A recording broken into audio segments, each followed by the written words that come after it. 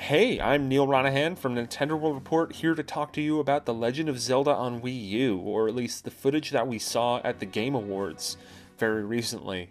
With me to talk about that with you is John Raridan. Hello.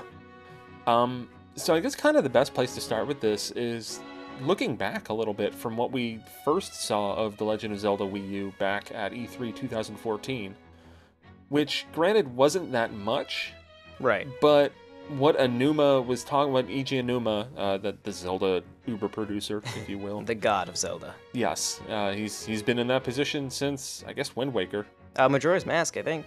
Well, Majora's Mask he directed, but I think Wind Waker was when sure. he took over, he was the leader of the Zelda team. Right. Or maybe even after that, because, I guess going on a slight tangent, Nintendo kind of broke up into their current group structure, I think right around early mid-2000s. I think when Iwata came in. Yeah. When then they had basically there was the Zelda team, there was EAD Tokyo, there was the Iguchi team and the Kano team and stuff like that. Mm-hmm.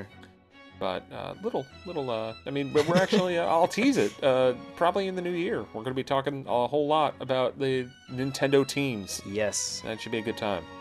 But back to Zelda. What Aonuma said in that E3 video was how he wanted to go back to the roots of the original Legend of Zelda and bring back that kind of open world exploration idea that was there that got lost as they went to the 3D games. Mm-hmm. Even into Link to the Past, that's already started to wind down. Yeah, because I would say Zelda 2 is probably the last one that is just I don't know, man, wander around, get lost. Exactly, yeah. Because definitely, the original Legend of Zelda, and I actually just recently played through all of the original Legend of Zelda bits in Ultimate NES Remix, which I guess isn't a true representation, but it is it did kind of remind me of the scope of that game, which was just kind of oh, here, go find your way around, good luck. Yeah, no, if you're lucky, you'll at least find the sword first. Yeah, I still have trouble going back to that game, and I think it might be a little bit because I didn't necessarily grow up with the original Legend of Zelda, but it's a game that, I can find where the first dungeon is, and then it starts to get real fuzzy. Yeah. Because, there's not a lot of clues, it's a lot of aimless wandering, but... And that's how Miyamoto's talked about, he wanted that game to be something where kids would talk about it with their friends, and they would find out things together. Yeah. So. And it's funny in a way because I think that style of game has kind of come to popularity in recent memory with roguelikes being a bigger deal in Minecraft and Dark Souls and all that. But now Nintendo's trying to bring it back to its roots. And the one thing that, from looking back at that E3 2014 footage, which is basically just Aonuma talking and then them showing a really badass fight, is... Aonuma made the comment that the puzzle solving is going to begin in Legend of Zelda on Wii U the minute where you figure out where you want to go. Mm-hmm. Which I thought was really interesting because what they showed off at the Game Awards was just that. Exploration-based puzzle solving. Yeah, how do you feel about that in your Zelda game? I stinking love it.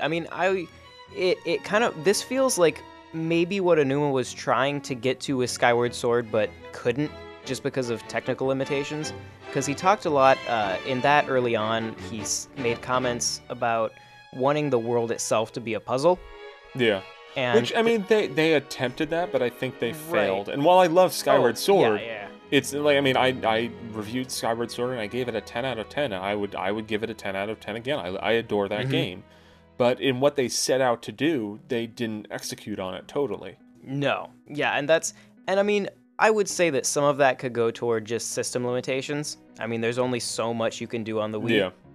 But I think a little bit of it also was design because they wanted... the Wii, you could tell with a lot of Nintendo games from that era, is that it's not like they're totally dumbed down, but they're meant to be more inviting because of the market that they wanted to appeal to. Yeah. Fortunately, with the Wii U, they're we lost that market. We had it. We don't have it anymore. The only market we have is Nintendo fans, so let's just do whatever they want. Yeah. Yep. And that's, keep on doing that. Give us Metro. Give us everything. Yeah, it works for me. Everything we want. But yeah, I'm very excited by the potential of having this big open world exploration in a Zelda game, and especially with what they did in Link Between Worlds, which definitely seemed like kind of testing that feature to an extent. I want to see more of it because I think that could be really, really special. Mm-hmm. I want to go to the top of a cliff and look out over and then set a waypoint and then take my horse there. Yeah. That sounds wonderful. Yeah. Now, what do we think about like that area that they showed off? I mean, it was very empty, but my feeling with that is that it's probably more of like a demo / vertical slice than it is like this is where the game's at totally. Oh yeah, no, and I think even from a technical standpoint, there were definitely some issues with bad texture mapping and things in that. Like which is why they showed it off screen. Right. And then why we zoomed it in like jerks. Yeah. Which us being jerks is that also when you zoom in on a screen like that, it does not look good. Yeah. We actually, I guess some little inside baseball, whenever we do record like, Nintendo games or Wii U games and stuff at different events, if we can get direct feed, then obviously all is fair game. But if it's on the TV, we have to include the player or else they get really mad. Because then it like gives you that perspective, whereas you could just zoom in on the TV and it would look like garbage. But yeah, so it looked empty, but it looked varied. I was talking about this with one of my friends. One of the issues that I had when Oblivion came out, the Elder Scrolls, what was that, 4? That was the one Elder Scrolls game that I got super into. Okay, yeah. And I agree with you with what you're hinting at. Yeah, it was every single area in there. You were either going over hills or in a canyon. There were no just open spaces where you could get a feel for where you were. And from what I've seen of this, it looks like you're not just stuck in one sort of terrain. It looks very varied. I would not be surprised if the area that we saw, that could be like the intro part, so to speak, because it does look like familiar and grass-like. Mm-hmm. But when they zoomed out to the bigger map, which it looked like what we saw was, I don't know, maybe conservatively like a 1/6 or an 1/8 of the entire game, if that. I did a quick guesstimate, just using the screenshot they showed of the really zoomed out map. And it looked like the distance between Link and the waypoint that Aonuma set was about, like, you could set that waypoint about 11 or 12 times across the map. Holy crap. So, man, it's going to be beautiful. Yeah. But I wouldn't be surprised if, we saw that grassy area, but then there's, we saw hints of mountains in the background, which that could be, like, a Death Mountain-like area. Mm-hmm. Maybe there's an ice area. Mm-hmm. There's a whole lot of water on that map, too, that they showed when they showed the gamepad. Yeah. And it looked like there might be some room for water traversal as well. I noticed one of the notes I made was that there are islands out in the water, and it looked like they had kind of like shallows and deep areas laid out in there. And so it looks like you can maybe get out to some of those islands. Yeah, because they showed, there's a very clear delineation between, here's the light water, which you would assume that you can either, go take a boat out or just swim yourself.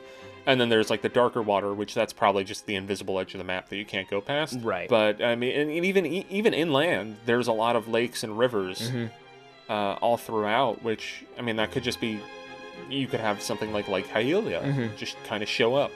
Or you could have almost Wind Waker light exploration going across to those islands. Well, and when you look at even the lakes in perspective to how big that waypoint is that they set, huge. Those lakes are gigantic. There's plenty of room for water exploration just within the lakes, let alone the ocean.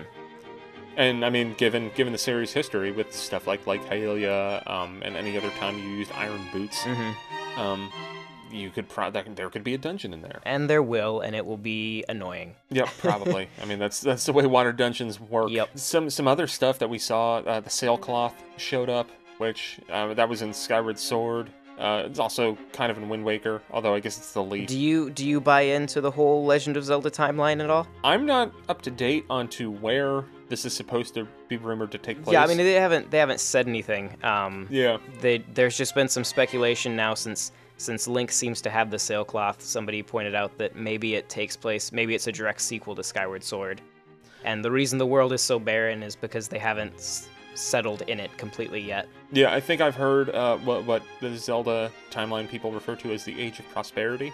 Yeah. Which is, I guess it's it's Skyward Sword, and then I guess the next one after that is technically Four Swords. Yeah, one of the ones nobody cares about. Yeah. Yeah.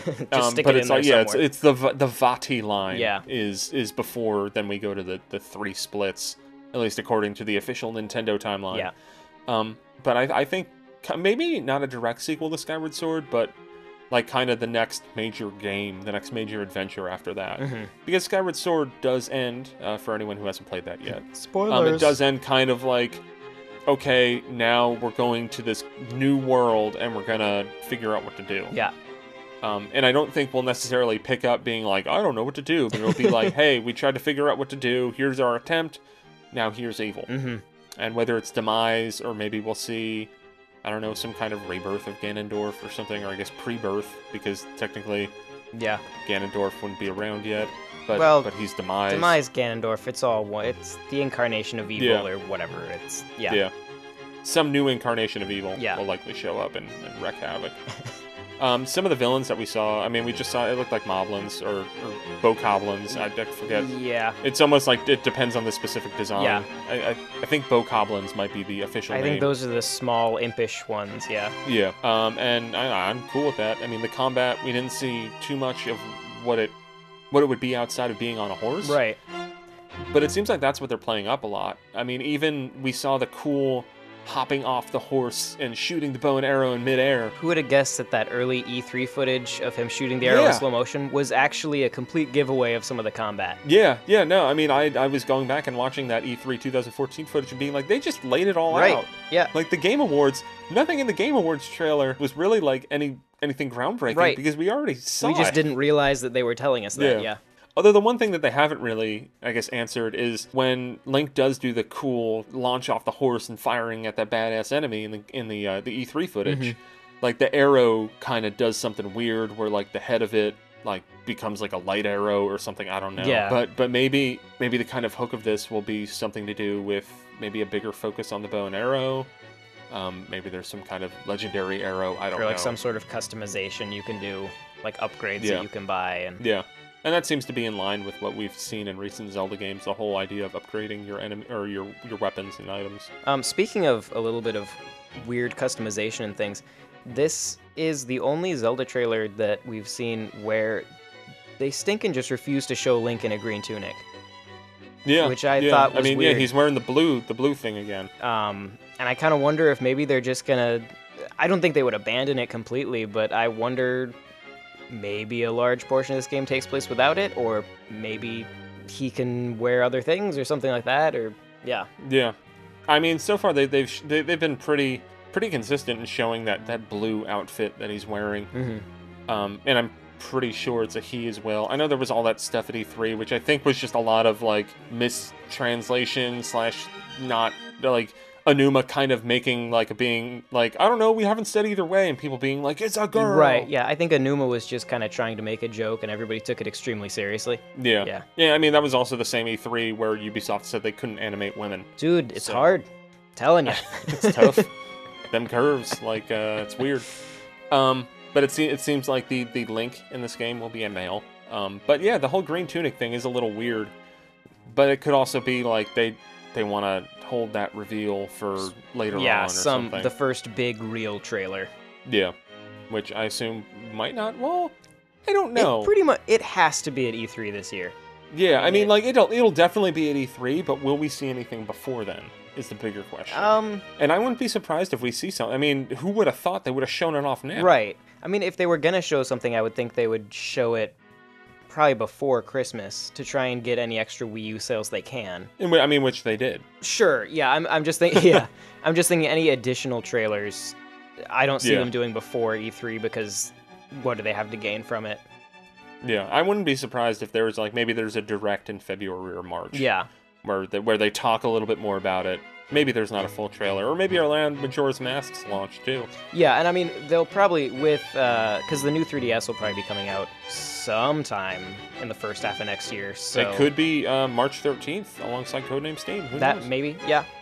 So I mean, I'm imagining that'll be beginning of the year. That's what they'll talk about once everybody's bought their kids the original 3DS. Here's this new thing you can have. Will revolt. Yeah. Buy it for your kids. Go.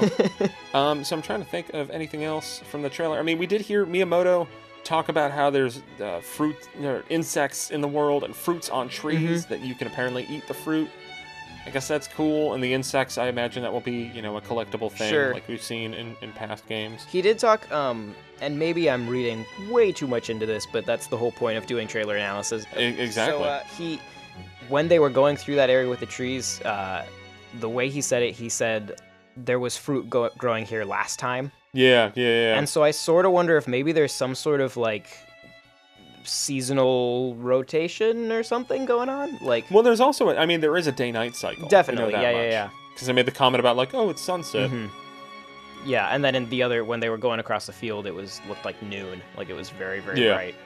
So yeah, I'm wondering if there's some sort of like time cycle thing going on. And then we saw minimal HUD as well, which I assume that'll mostly be on the gamepad. Mm-hmm. When you were off the horse, I don't think there was anything. And when you were on the horse, you just had the small thing in the right corner that looked like the action button and stuff. Yeah, like the A button to go, and it looked like the R button was used for weapons. Yeah. And the L stick was used for movement. One little interface thing I did make note of as I was obsessing over the map. On there are a couple logos. There's one in like the bottom right corner that looks like it's probably an inventory. It just had like images of slots. And then under the zoom in and zoom out button, there was another button with some sort of icon that I couldn't really make out, but it looked like maybe it had to do with like switching maps. And so I was wondering, like, there could be some sort of chart system. Light world, dark world. Or that, or charts. Yeah, but I was just wondering if there was like a chart system where, you could find maps and then have to figure out where in this huge world that refers to, sort of like Wind Waker. Yeah, I mean, I love that part of Wind Waker, especially revisiting it in Wind Waker HD. Mm-hmm. That would be awesome if they had, like, treasure maps and stuff. And maybe, I mean, that could even be something that they go down the line of, like, here, we're going to share this map on Miiverse. Mm-hmm. Like, find out where it is. Sure. There's a special thing in the game. And that could really, I mean, almost extend the adventure because it would give you a reason to kind of explore that world more. Mm-hmm. I mean, it's still going to be a Zelda game. We're still going to have a story, sure. But maybe they can make it more of that persistent world that you kind of want to screw around in. Do you think, I mean, like, Skyrim went the route of adding more of the world on the other side of the water. Do you think they might do that in Zelda and do some DLC? Oh man, I don't know. Like, I think that the way that Nintendo's handling DLC has been, at least, like the Fire Emblem one was kind of crappy a little bit. Yeah. I mean, like, it was really cool, but it was like that typical, like, kind of nickel and diming you for minimal extra content.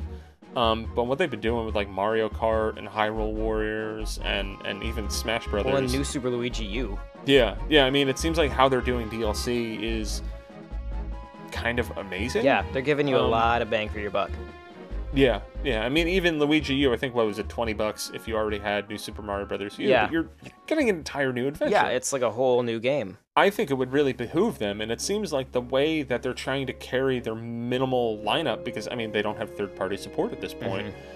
It seems like the way that they're carrying that into the new year is by having DLC and Amiibo. Yeah, which is smart. Yeah, because Q1 in 2015, it's still just, Kirby and now Codename Steam, but then they have Hyrule Warriors DLC hitting. Mm-hmm. There's going to be new Mario Kart tracks in May. There's going to be Amiibo coming out every couple months. Mm-hmm. And I think it would be very smart that, like, okay, let's say this Zelda game comes out next November, as I would assume is when it would come out if they're actually going to do this whole 2015 thing.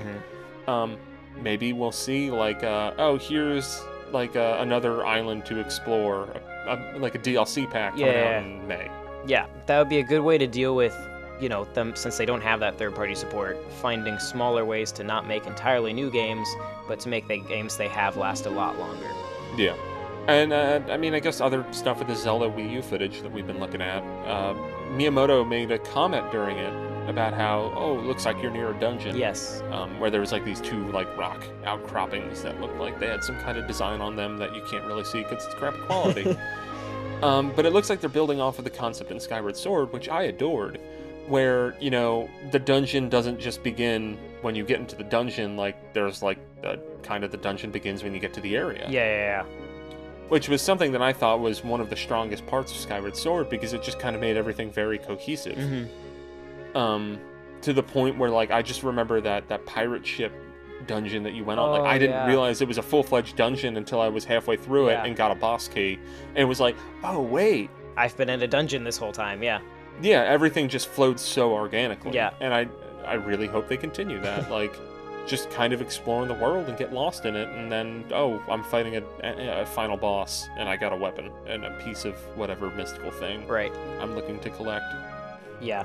Link also, like, ganks a horse in this trailer, too. Yeah, I noticed that he just, like, owns a horse as he's going by. Yeah.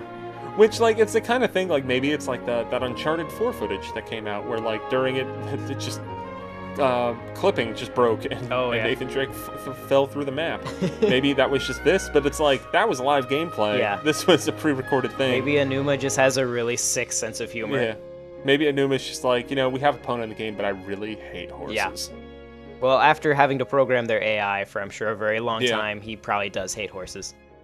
Yeah, I mean, and the horses do look beautiful, I have to say. And I like the idea that there's kind of wild horses out there as well. I mean, maybe you'll get to pick your own horse. Yeah, maybe you'll be able to, like, tame horses, or maybe maybe enemies will hop on those horses and you'll have to fight on horseback. This can finally be the horseback combat that Twilight Princess almost was. Yeah, I mean, Twilight Princess was the biggest tease of that. Oh, yeah. It's just like, here's something really cool. It's going to come back near the end, maybe. Yeah, there's like 2 spots in the game where you actually have to do it. The one other big thing I wanted to mention, on the map itself, when they're zooming in and out, there's the icon for Link, and there's the icon for his waypoint. There are actually 2 other icons on the map that are resizing with those 2 icons. Ooh. Like position markers, and I didn't notice it until like right before we started recording. So like behind Link, there's one that looks like maybe a building, like that's like a town or something. Yeah, maybe that's your home. Yeah. And maybe you can like warp there or something to save. I don't know. Mm-hmm. And then just a little bit in front of Link, there is another kind of arrow type icon that looks similar to Link, and maybe that's Epona. Yeah. But then the other thing is, once he's actually walking up to Epona, as the camera pans around, you do get a quick glimpse kind of into the valley below, and it looks like there might be some sort of like house or something down there. There are torches along the walkway. Yeah. And that's really, besides those dungeon things, the only sign of civilization I can see in the entire map so far. I mean, maybe it's just it's an untapped land that they're kind of exploring. And people are just kind of spread out. Near the end of it, when Link's just kind of randomly roaming around as Enuma and Miyamoto are just like, haha, Star Fox, where's yours, man? They do kind of show like what looks to be some sort of like giant gate in the background. Yeah. That maybe that leads to some kind of stronghold or something, because it doesn't look like there's like a castle there. Yeah. But it looks like it's blocking off something. Mm-hmm. I want to know what that something is. Yeah, there needs to be more footage of this game right now. I'd be happy if they just gave us like direct feed footage of what they had just played. Like, I just want to see it better. Yeah. We'll probably have to go to Japan to get that. I imagine that the Nintendo folks in America only have what they were given. Probably. All right, well, I think that just about does it for our deep dive into The Legend of Zelda on Wii U with the footage that we've seen. Let us know what you think in the comments below, and maybe we'll do more of these for different trailers. I mean, there is some new Mario Maker and Codename Steam footage. Although the Codename Steam footage would just be like, man, I don't know, this looks crazy. like you're Abraham Lincoln, and like you're a lion. Abraham Lincoln and you're firing teamed guns. Up with the lion from Oz and Tom Sawyer. Yeah. Like, what the? Okay, Japan. Yeah, pretty much. Whatever you say. Yeah, maybe we will have to talk about Codename Steam. Just like drink a lot before. But yeah, let us know what you think. If you have any theories about the footage that you're watching right now, along with us, or just in general about Zelda on Wii U, we'd love to hear it, and maybe we'll use that in a later video. Properly credited, of course. But thank you so much for watching, and talk to y'all later. Bye.